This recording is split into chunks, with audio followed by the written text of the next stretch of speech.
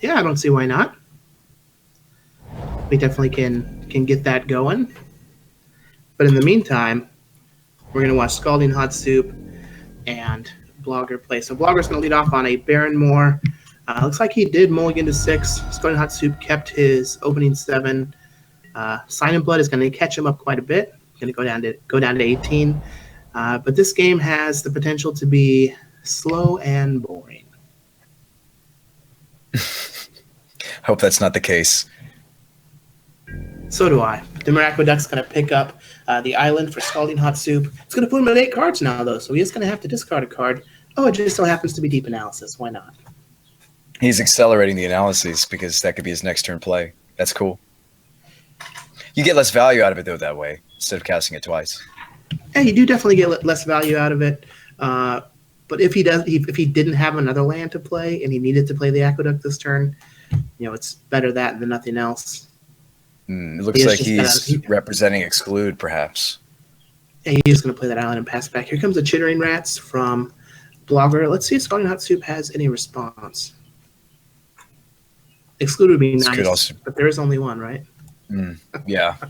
Right, and that's the thing. It's like Exclude is so powerful in these Teachings decks.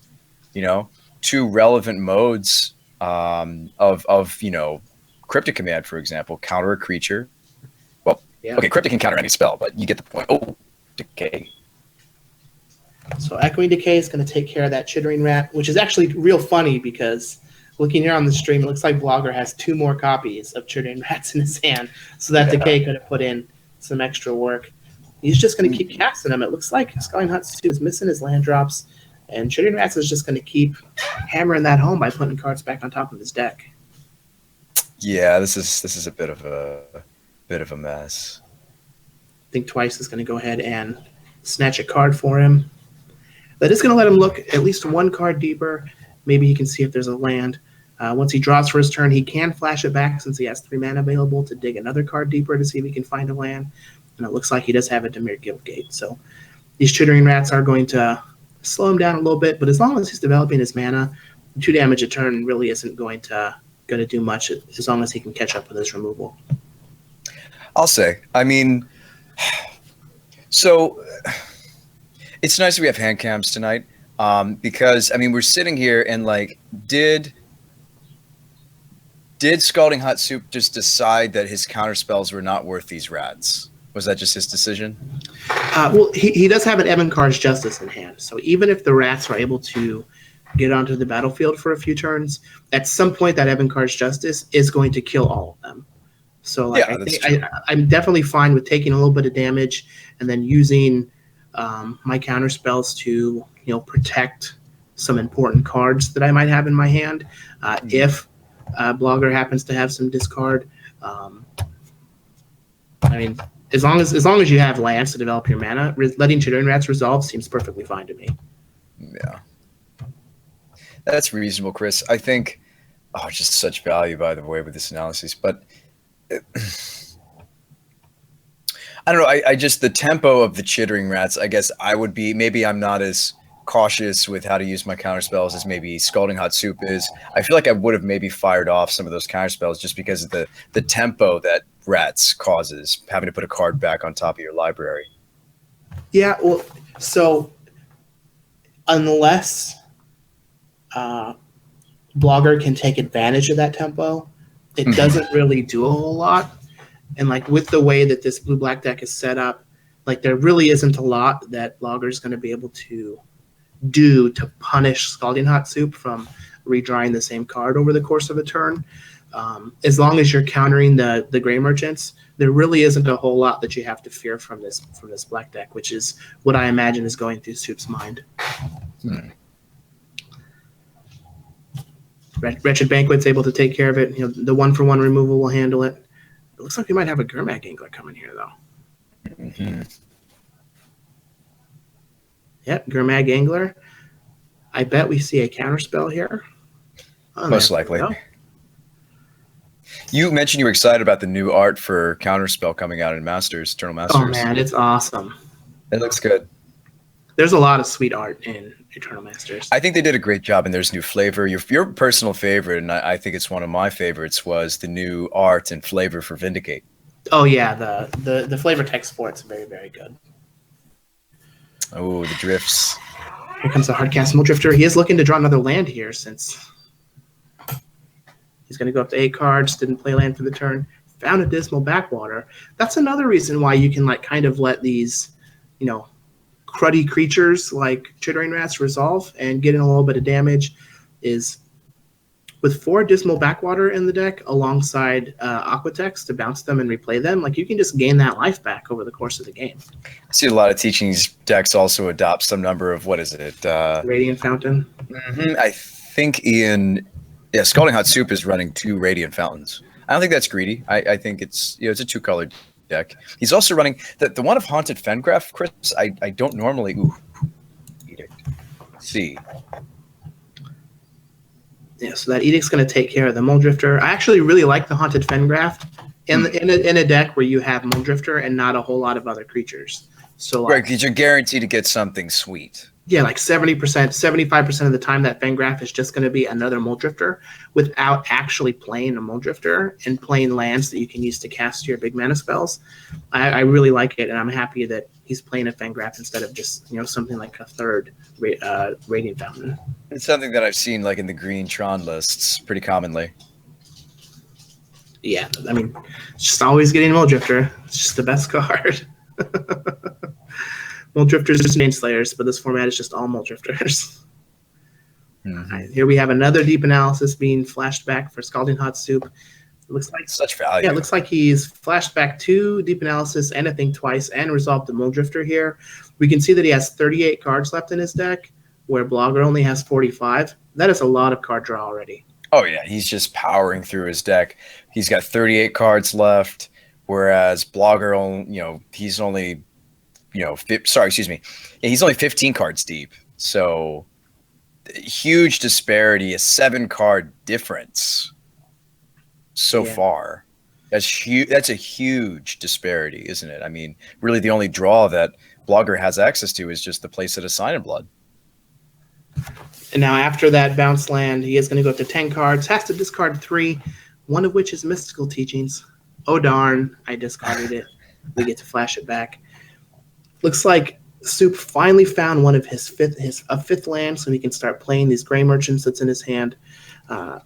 Let's see if this one actually resolves. My gut is going to tell me it will resolve, and then a Diabolic Edict is going to handle it. ScaldingHotSoup is really thinking about, though, just countering that, but he holds back. I think I agree that he shouldn't. It's only 2 Black Devotion. There we go.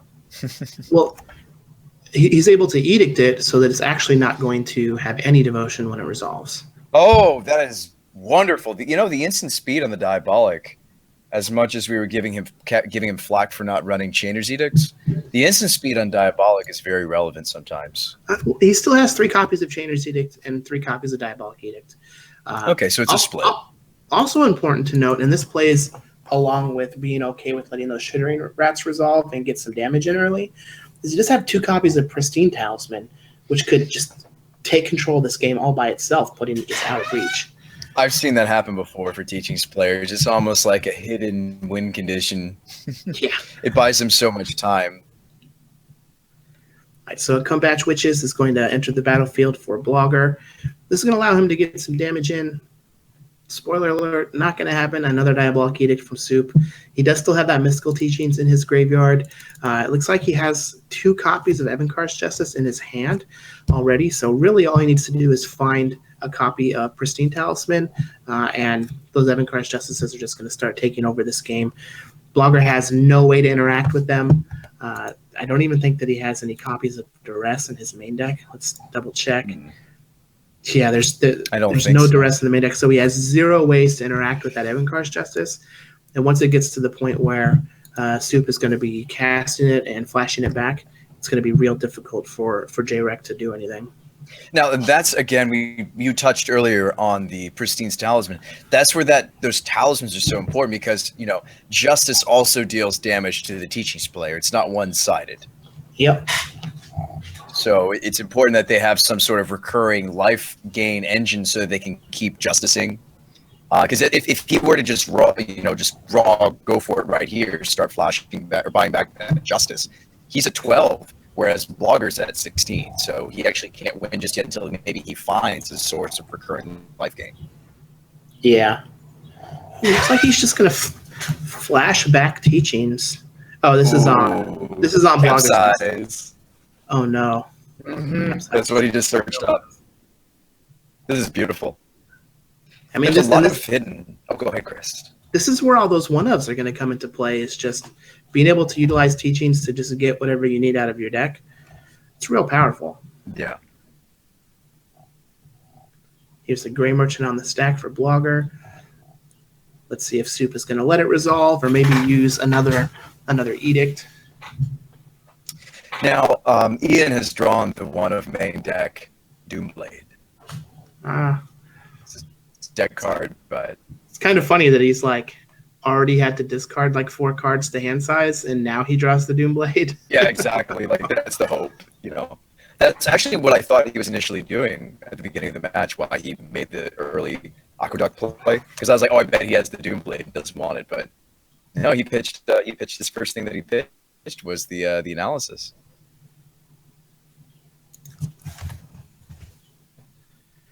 All right. So it looks like he was able to take care of that Gray Merchant. This talisman is huge because it'll, like you and I were discussing earlier, it makes the Justice. It has now turned the Justice into a win condition. Yeah, and he now that he has that capsize, like he can just keep capsizing that Gray Merchant. He has 3 aqueducts at this point. So starting next turn, he can double capsize, which will let him capsize the Gray Merchant and start working on the lands that ridiculous. that Blogger has. And then at some point, he's just going to be able to win with that Evankar's Justice over and over. The problem is he still has to win the game, and he has correct 16 minutes on his clock. He has to win the game twice. Yeah, he has to win the game twice. So that's one of the problems with these decks like Blue-Black Teachings is sometimes people just don't want to concede, and sometimes you don't take control of the game until way late. Yeah. I almost like just starting to go for the, well, no, you can't. Because of that Merchant, he really can't start going for flashing back the Justice, right? Yeah, there's no reason to. Not yet. I do like starting to work on the lands, though. So now, like, if Blogger isn't going to play anything, then I can capsize on your end step, capsize on my turn, and then capsize again on your end step. Which is what it looks like he's going to do. Oh, he's just going to start justicing now. Huh. I don't know if I like that. I think I agree with your assessment that he should probably focus on the capsize. Yeah, I think I would have waited a turn before I started justicing, because now he can't capsize with buyback. Yeah. But he does have a counter spell, so maybe that's his plan, and maybe this is to tempt Blogger to. Well, I think that. There's a Gurmag Angler. Exactly, that may have indeed made him go for this. Yeah, that makes sense. Just justicing now, putting a 5/5 down. Well, here's a Chainer's Edict. Do you fight if you're Scalding Hot? Probably not. Yeah. See, and that's why I don't even think the Angler was. I mean, it makes sense to want to play the Angler, but I think again, I would go along with your line, Chris, which was focus on the capsize and then finish off with the Justice, because Mono Black Control has so much removal. Yeah. Now this is interesting. Blogger's just going to play an Oubliette with no targets for it. Now when he plays his Gray Merchant, even if it gets capsized, it's still going to drain for 2 because there's 2 Black Devotion on the battlefield. It's kind of a neat play. I mean, he knows, obviously, that ScaldingHotSoup doesn't have all that many creatures to remove anyway with the Oubliette. So I like this play a lot. Is he going to play the other Oubliette, perhaps? Oh, Chittering. I think we're just going to see a Chittering Rats. I don't really think this is going to do much since it's just going to die to that Evankar's Justice. Yeah, it's like it seems like he's trying to set up a nice, juicy Merchant. Grand Merchant. Let's see him slam it here. Oh, no. Huh. I just wish that Blogger had a better way to pressure. And we're looking at his hand. It's like some useless disfigures, another oubliette, which isn't completely useless, but pretty useless. All right, so it looks like we've got teachings here on Blogger's end step. I wonder what he finds. Maybe just another counterspell. Yeah, I think I'd probably just go get another counterspell with his teachings. Or maybe just another teachings. I think he has one teachings left. Mystical teachings, mystical teachings. Yeah, he just went and got a teachings with the teachings. So we're probably just going to see an Evankar's Justice. Yep, with buyback. 2 damage to each creature and each player. I mean, he does just need to get this done with. I mean, he is the player with less time on his clock. Therefore, even if he takes his first game, he'll have to win another game within. And do you think that the sideboarded games will be more quick, or do you think they're going to be slower, grindier even? I think they're still going to be pretty grindy, but it feels like both players are pretty proficient with their deck. And like ScaldingHotSoup is, even though he's down on time, he's still playing fairly quickly, fairly efficiently. And at this point, you know, in 5 turns, Blogger is just stone dead. So as long as he doesn't let a Grand Merchant resolve, he's going to win this game in 5 turns. Well, it could even be less because we're getting to the point now where he can just like cast flashback, and then maybe cast. So This is just again, I know I touched on this earlier in the match, but still such a crushing difference in the amount of cards that each of these players have seen. I mean, ScaldingHotSoup has only 25 cards left, and yeah, Blogger 36. It's huge. It's 11 cards different. Yeah. Now here we're going to see an Unearth is going to hit a Chittering Rats. Once again, it's going to put a card back on top of ScaldingHotSoup's deck. Doesn't really matter because he's just going to use Evankar's Justice to take care of it. He might even use a Capsize here. Nope, he's just going to use an Edict. I don't even think you need to Edict there. Like, if your plan is to Justice, like, you probably could have just capsized the Oubliette and then Justice to make sure that he doesn't have any black pips on the battlefield. Yep. I think Edict is a great answer for. Oof. But I think we know the writing's on the wall. I mean, we're looking at Blogger's hand of just a bunch of nonsense. Yeah, I think that in order for Blogger to win this, he's going to have to cut a lot of his bad removal and just try and get as many creatures as he can. He's just going to unearth another Chittering Rats, and all of these creatures are going to die to Evankar's Justice. Yep. Yeah, the Justice feels great in this matchup. You were right. I remember you mentioning that the Justice was going to be pretty impactful, and we're seeing it here. No way, no duresses, no way to take that out of, ScaldingHotSoup's hand. In the 75, I think duress is fine, a fine inclusion, at least in the sideboards of these mono black control decks. Yeah, there's no duresses, but it looks like Blogger does have Wrench Mine and Choking Sands, which are both going to be very, very good. The Sands, I know we were touching on earlier, I saw all these Aqueducts. Such a tasty target for Choking Sands. Another Radiant Fountain. Blogger has this game all but locked up at this point. Yeah. Just pass the turn one more time. Actually, it looks like he has 2 Evankar's Justice. Oh, no. One of them's a Wretched Banquet. For a second there, it looked like he had 2 Justice in his hand. Mm-hmm. Just going to pass it back. We are at turn 20. Soup is down to 12 minutes, so if the next game takes about this long, but he loses it, he very well could end up just losing on time. Yeah. This should be the match. I mean, just cast it again. There you go.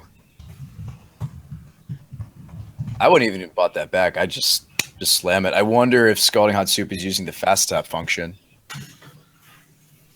I couldn't tell there. Scalding Hot Soup is going to take the first game on the back of a boatload of mana and a pristine talisman. Let's go ahead and take a look at his sideboard so we can get an idea of what's going to happen in this match. So Soup has 1 copy of Disfigure, 1 Echoing Decay, 1 Exclude, a Curse of the Bloody Tome, 1 copy of Evankar's Justice, a Blue Elemental Blast, 4 Rancid Earth, Wail of the Nim, 1 Crypt Incursion, 2 Dispel, and 1 Relic of Progenitus. What do you think he's going to do? There's not all that it's exciting here, except for maybe some more win conditions to come in and probably the extra Exclude. I like the Echoing Decay fine. There's a lot of redundancy in the threats that Blogger is playing, so probably the second Decay, the second Exclude, definitely the second Curse of the Bloody Tome, and I could see another Justice. How do you feel about that, Chris? Yeah, I think I want the third Justice. You can definitely cut the Gurmag Anglers because they're just never going to live. You can also cut the Doomblade from your main deck. For sure. It's never really going to do much, and that gives you 3 spots. So, I definitely want the Curse, the Evankar's Justice, and I could see the Exclude for those 3 spots.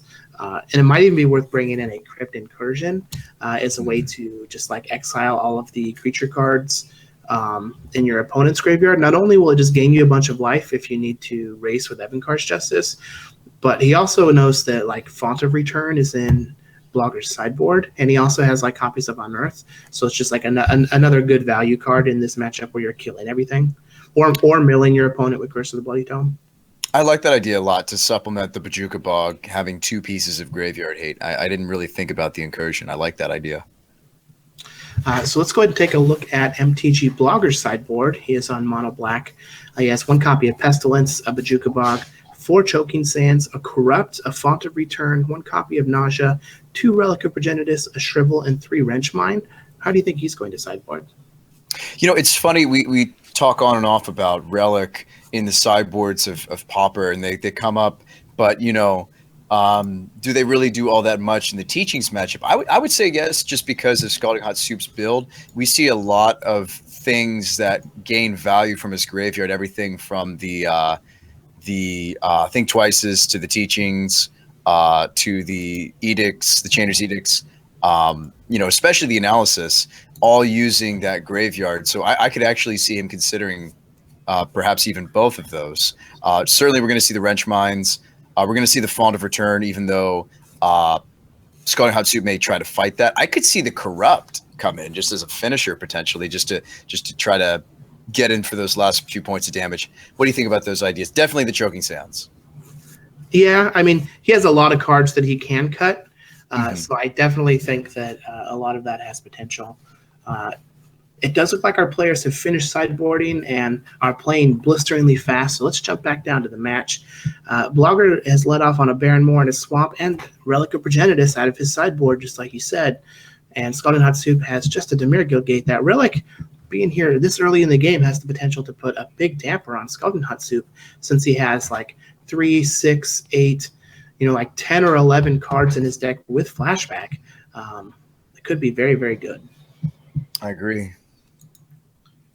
All right, here we have a Chittering Rats on turn 3 for Blogger. It's going to make Soup put a card from his hand back on top of his deck.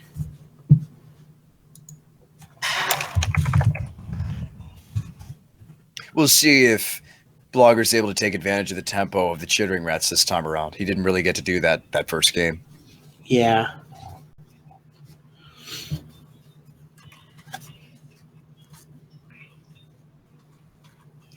Soup is just going to use a Think Twice on his opponent's end step, then untap into his 3rd turn. For those of you who are just now joining us, I am Chris Van Meter here with Sean Abrams, and we thank you for tuning in to the Cardhoarder Stream Team Pauper Challenge. ScaldingHotSoup is on Blue-Black Teachings. MTG Blogger is on Mono Black. I guess Devotion. It's just a Mono Black deck. ScaldingHotSoup is currently up a game. It looks like they both have brought in Relic of Progenitus. So they're just battling graveyards with each other. I figured Crypt Incursion might be the card that comes in, but it looks like Relic is just going to be a little more versatile, I guess. And it even draws a card, so it's never really that bad. True. Ooh, Bojuka Bog is going to come in and exile that graveyard. There was only one card, though, so it's not going to get too much value, but it will continue to develop his mana. You know, I'm looking at Blogger's hand here, Chris, and I see that he still has a reasonable amount of spot removal. I wonder, I mean, you have to leave in some spot removal spells in this matchup. You do. I feel like the one that I would leave in would be Oubliette if I had to leave in some spot removal. What do you think about that, Chris? I think that I like Edicts better just because they play better against counter spells. And okay, like if I ever Oubliette your Muldrifter and you capsize my Oubliette, I feel real bad. Ooh, this is true. That's true. I guess I didn't think about that. No, good point. Good point. That'd be pretty gross.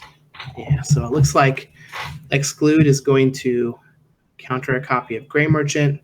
Battling Relics are going to be exiling cards. This is actually bad news for ScaldingHotSoup, as these two Relic of Progenitus are going to eat up a lot of clock time. Indeed. Muldrifter is going to come down and draw a couple of cards for ScaldingHotSoup. It does present a clock, but we can see there from our new fancy hand cams that there are some Chainer's Edicts waiting in the wings. I mean, this still looks very much in ScaldingHotSoup's favor, doesn't it? He can still win this game. Yeah. He's just going to have to play quickly. Like, he still has 10 minutes. It's funny that we're just like, oh man, he doesn't have enough time when he has literal 10 minutes still on his clock. But he does just need to, keep playing lands, hitting his land drop, developing his mana, getting to a point where that's going to be the case.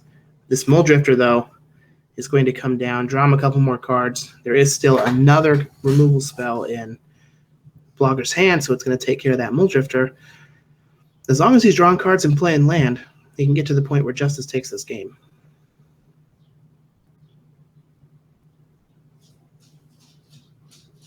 Chittering Rats, just another card, wasting time.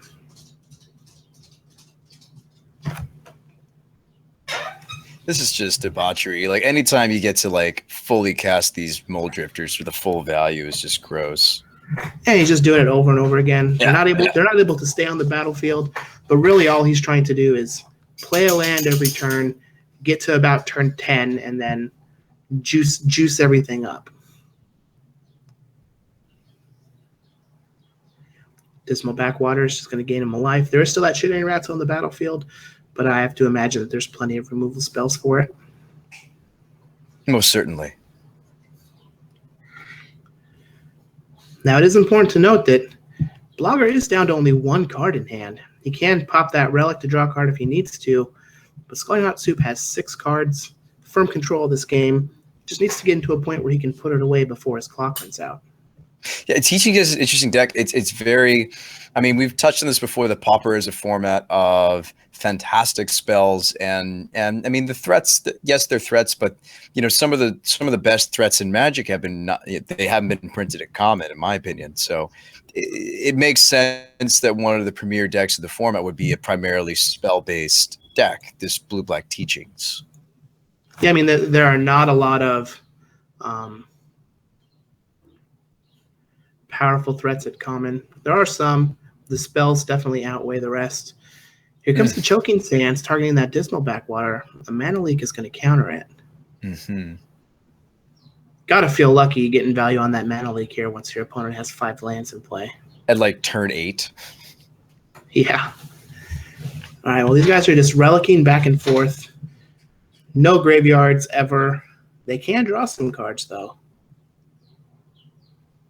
Yeah, I mean, might as well just pop them. I mean, I think that he just needs to get something going more than trying to. I mean, I could see popping one Relic and try to sandbag the other as long as he could, but he needs a threat like now. In fact, he'll need like 3 threats because ScaldingHotSoup has answers for the first 2. Yeah, so it's very likely that he's going to pop a Relic here on ScaldingHotSoup's end step, but Soup is casting the Teachings here on Blogger's end step. Let's see what he gets. There's not really a ton of value just getting another Teachings here, since this one is just never going to be able to be flashed back. So maybe he just gets a counter spell, or I guess Think Twice works. Oh, no. Oh no, Blogger let him untap with the teachings in play. So he can flash it back right here. Yeah. Yeah. I'm almost tempted to do that if I'm ScaldingHotSoup. I mean, if he flashes it back, well, yeah, if he flashes it back, it puts him down to 1 land. So if he has like a counterspell and another mana source, then he can like safely live here. Maybe he's just like trying to walk him into flashing back the teachings. So that way he can land a Grey Merchant. We'll see if ScaldingHotSoup bites. It looks like he is. Now, Yeah, do you? Mm-hmm. Go ahead, Chris. Sorry. I was gonna say, yeah, he's gonna flash back that teachings. Now, do you? Is this like the next level? Is this Blogger hoping that he's going? Is he going to pop both these relics and hope to top a threat? Or now we know, and he doesn't know this. Obviously, no copies of duress. So how could he know that ScaldingHotSoup has all the answers and can kill the first few threats that Blogger could happen? But I mean, that seems like a very interesting. Like obviously, you and I were thinking he's going to do in the end step, get rid of that flashback teachings. Yeah, and then it looks like he also was that the bait? Was that the bait? There's the merchant. It might have been. I would have expected him to crack at least one of those relics on Soup's end step if that was the bait. So it could just turn out that it worked out this way. But even still, like once ScaldingHotSoup gets control of this game, it's not really going to matter. Yeah. So maybe Blogger is just like, all right, let me do what I need to now, gain these 4 life points, and then let Soup play against the clock instead of playing against me. Yeah. Because like gaining 4 is effectively making him have to play Justice 2 more times. Right. I think we're and as we reach the nearing the 6-minute mark, I think that's what this game is becoming. And there's nothing wrong with that, you know, from Blogger's standpoint to try to draw the game out. It's in his advantage to do so. Yeah. I mean, Soup has 2 counter spells here. I think you just like use your edicts to clean up the board, you know, sit on your counter spells to handle some threats, and then he needs to make a few more land drops and start flashing back the Justice immediately. Well, he's still only at 13 though, so he like still needs to find a pristine talisman. Sorry to steal the words out of your mouth, Chris, but no, I'm worried we're not going to see. I'm worried we're not going to see ScaldingHotSoup make this. What's so bizarre about this board state is we still have not seen one of these relics get popped. Yeah, I wonder just how much time on ScaldingHotSoup's clock his opponent's relics have eaten up in this game. Do you think that's why he's not popping the relic? That he's saying this is taking a second or so off of his clock every time that I do it? Ooh, counterspell on the Sign of Blood. It's very possible. Yeah, so counterspell's going to hit that Sign in Blood. I mean, even finding a Muldrifter here at this point could potentially win Soup the game. Mm-hmm. All right, so there we're going to have a relic get popped. Oh, and he drew a wrench line, so he's going to be able to take 2 cards out of his hand. I think we're going to see the flashback spells hit the bin. Yeah, I mean, he could potentially just lose them to that relic, though. But then his opponent doesn't have a relic anymore, so it might be worth it. And there we go, the 2 flashback spells. He's enticing it. Come on, free up my clock. Get rid of that relic is what he's saying.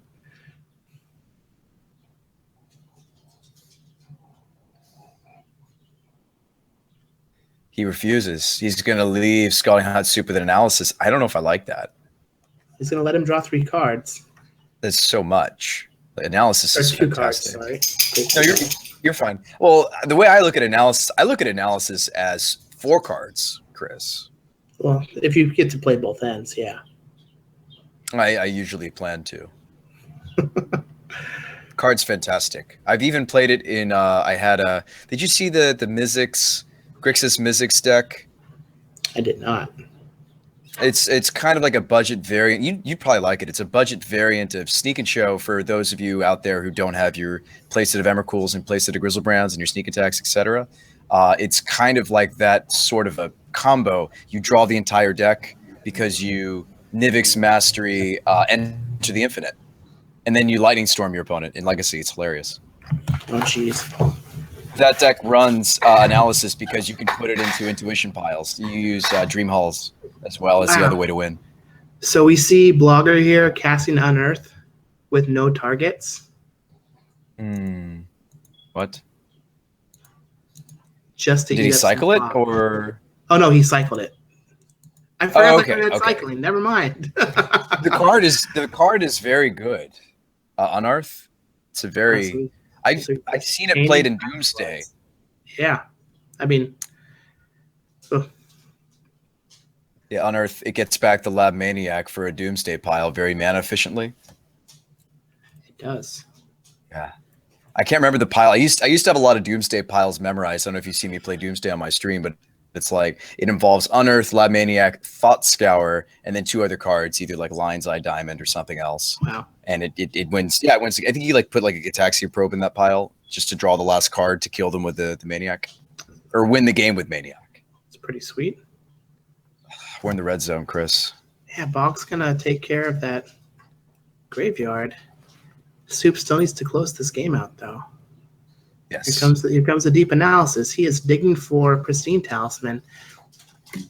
He's got Evankar's Justice. He just needs some way to recoup this life difference. Yeah, I mean, it's too late if he were to top Curse of the Bloody Tome. It's probably too late for that to take, unless he just like F6s every turn, like Drogo.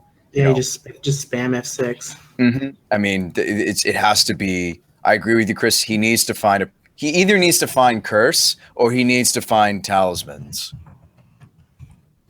Correct, and he just needs to win. Yeah, just find some way to end the game.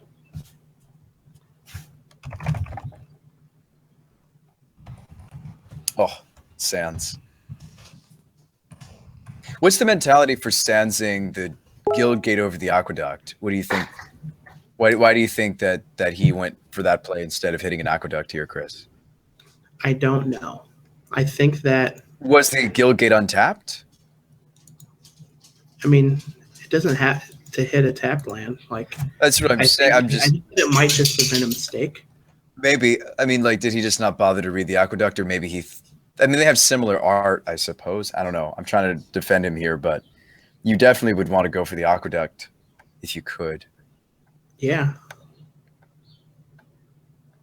There's the Curse. Ooh, are we just in F6 town now?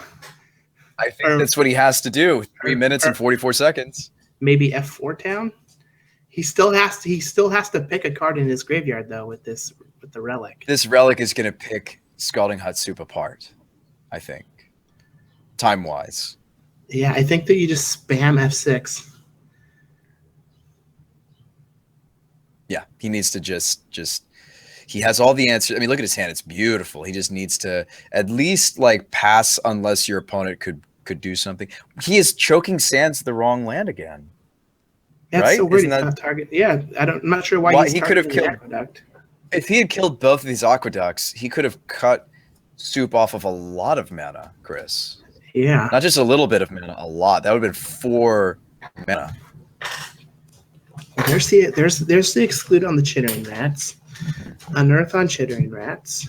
Wait, no, I think he unearthed the Witches. Oh, the Witches. Why would you do that? Oh, yeah. As he's already at 7, just ping, ping, ping, ping. Yeah.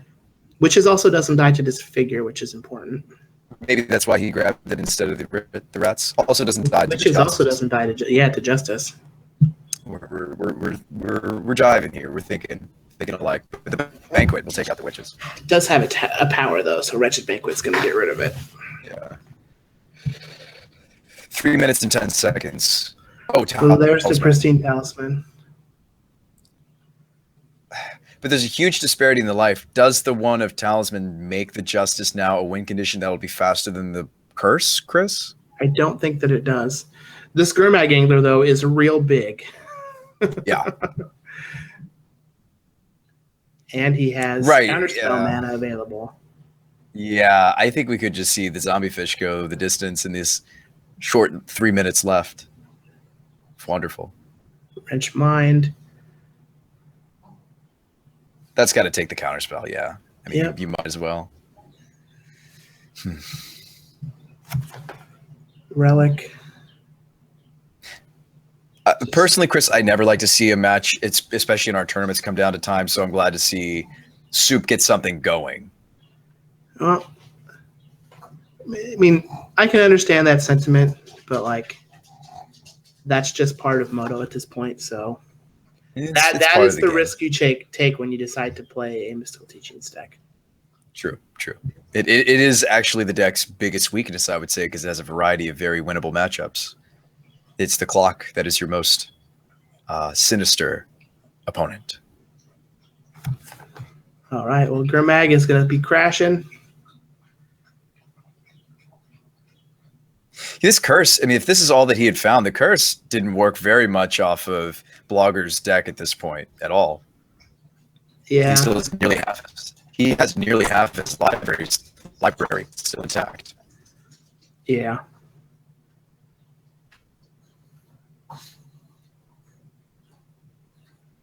Here's a witches. Does this get no? I'm just gonna let it resolve. I thought we maybe would have seen the.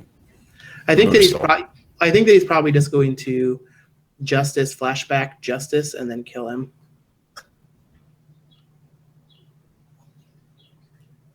Or just Edict. Get in there. Your line killed him, though. He had enough mana for that play, didn't he? Justice swing with the Angler. Oh, wait, no. The Witches was in summoning stick, though. When the Witches tagged the Angler. The Witches was summoning stick. It just got cast. Oh, okay, well, then that was the better play. I agree. You are roboting really bad. Luke, I am your father. All right, well, there's the Justice. Take him to 1. Does not have another black mana available to kill his opponent. Might have just been a misstep with the not taking the double Justice line. Indeed. Domo arigato, Mr. Roboto. Much better. Excellent. All right, what does J-Rec have? I guess it doesn't really matter since he's just dead to Justice next turn. Yeah. He has so much inevitability here. Oh, Zambi Fish. Doesn't even remove Soul this. Don't need to. Nah. Because at the end of the game, Soup has to be like, had all these, show his hand. Yeah. It's just typical blue mage, banter. Don't you say that every time after you play a game and you beat your opponent? Don't you say had all these, Chris? I mean, I don't because I get real sad when my opponents do. All right, well, I don't do that either. Going down to the wire, ScaldingHotSoup is going to take this match. So that is going to put him. He's going to take a win. Blogger's going to take. That's his first loss. Yeah. Yeah, Blogger's going to. Are my predictions